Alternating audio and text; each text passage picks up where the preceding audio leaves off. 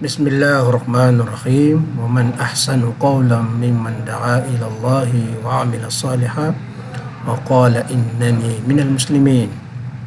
Sa kahulugan po, at sino ba ang higit na mabuti sa pananalita kaysa isang nag-aanyaya tungo sa landas ng Allah subhanahu wa ta'ala at gumagawa ng mga gawaing matuwid at nagsasabing katotohanan, ako ay kabilang sa mga. So napakalinaw po na kung saan kapag tayo ay kabilang sa mga nag-aanyaya tungkol sa Allah subhanahu wa ta'ala, sigurado na tayo ay kabilang sa pinakamainam sa pananalita. Kasi isipin po natin, ang ating ibinabahagi ay mismo ang tunay na Diyos, ang Allah subhanahu wa ta'ala. At mapapabilang po tayo sa mga taong kung saan pinili ng Allah subhanahu wa ta'ala ng kanilang gawain lamang espesyal na dahilan kung bakit sila ipinadala ng Allah subhanahu wa ta'ala ay ang mga propeta at mga sugo. Ang kanilang tungkulin ay parating ang mensahe ng Allah subhanahu wa ta'ala. Kaya sa araw na ito, aking pong ibabahagi sa inyo ang maikling kung saan aming pagdadawa o di kaya pagbabahagi ng kaalaman hinggil sa pananampalatayang Islam. Ito po. Bali, ang unang-unang pong ginawa namin pagka galing namin dito mismo sa aming Islamic Center sa Hidayah, bali kasama ko po ang aking mga magigiting na mga volunteer sa Islamic Center. Sila Muhammad, si Alimar, at si Jalil. At siyempre kasama namin din ang mga namumuno sa aming Islamic Center. So unang-unang ginawa po namin pagdating namin sa lugar na kung saan doon po gaganapin ang programa na ang pinakalayunin ay maiparating ang mensahe ng Islam. Pagdating namin doon sa airbase mismo, pasensya po, hindi namin nakunan yung mga saan sa gate o saan nakaligtaan. Opo. Kaya pagdating namin doon, bali ang nakalagay po sa programa ay magsisimula ng 5:30 hanggang 7:30 po. So dumating po kami ng maaga. Opo. So ang unang ginawa po namin pagdating doon, kahit na hindi pa oras, kasi siyempre mayroon pang siguro mga kulang-kulang isang oras. So ang ginawa po namin unang-una para bigyan ng paalala ang ating mga kababayan na kung saan maka-attend po sila, na samantala mayroon namang advance na paanyaya o announcement mismo para sa kanila yon. So ginawa namin, pinunta namin ang bawat kampo, bawat kwarto ng mga Pilipino po. So ito po ang aming ginawa. Inisisa namin po sila at kinakatok namin po sila. Yung iba sa kanila labas at sinabi na alam nila at pupunta po sila.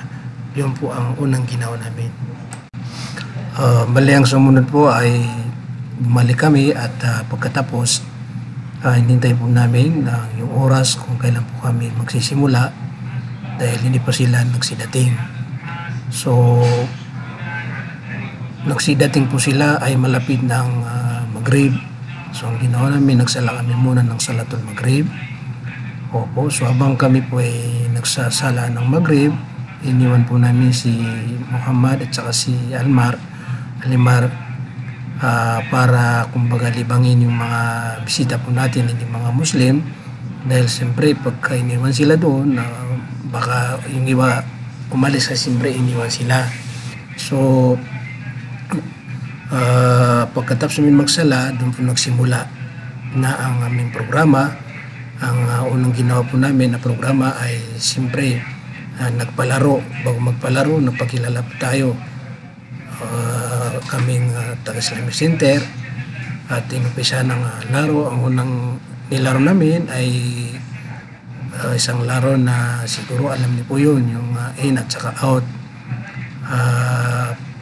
Pagkatapos maglaro ng isang laro, dahil sa oras po ay nalit po kami, hindi kami napagsimula kaagad. Yung mismong namumuno doon ay kinausap po kami na baka magawa po ng paraan na matapos ang mga palaro sa 7:15. Opo. 7 o'clock dahil siyempre pag 7 daw doon magsisimula yung dawa. At para matapos kaagad kasi siyempre yung schedule pa rin dahil may mga trabaho po sila ng maaga. So yun po ginawa po namin. Pagkatapos ng unang palaro may at kung sino man yung nanalo sa oras na yun ay automatic binibigyan namin kagad yung kanilang regalo. Bali may 5 na natira, sila yung nanalo po at sila yung binigyan muna ng regalo kaagad. Kasunod na palaro na yung kumakain ng saging. Opo, yan. Itong saging, opo. At pagkatapos doon po nagsimula yung parapol po namin bago kami magsimula sa dakwa. So nagrapol kami muna, 3 yata kami o 4 na nabunot, tapos nagsimula ang dawa. So ang dawa po, alam po natin lahat yan, ang patnubay at gabay hindi magmumula sa atin, marating lakas at kakayahan, iba lamang sa paintulot ng Allah subhanahu wa ta'ala. Opo, kaya siguro mga 20 minutes po ang dawa o kulang pa yun, hindi pa magsiguro. So pagkatapos ng dawa, pinarating natin sa kanila anong mensahe ng Islam at pinaliwanag natin kung sino po si Allah subhanahu wa ta'ala, si Muhammad, sino si Muhammad at ano ang Islam, ano po Muslim. Opo.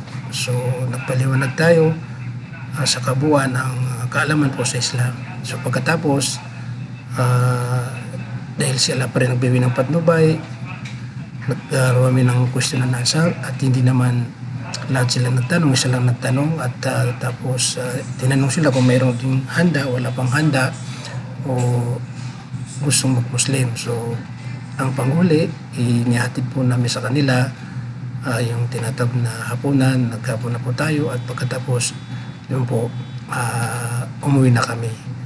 So sana po ay tanggapin ng Allah ating mga oras na ginugugol sa landas ng Allah at siyempre lahat po tayo maghangarin layunin na lahat tayo mapabilang sa mga tao nag-aanyaya o nagpapaliwanag hinggil sa pananampalatayang Islam.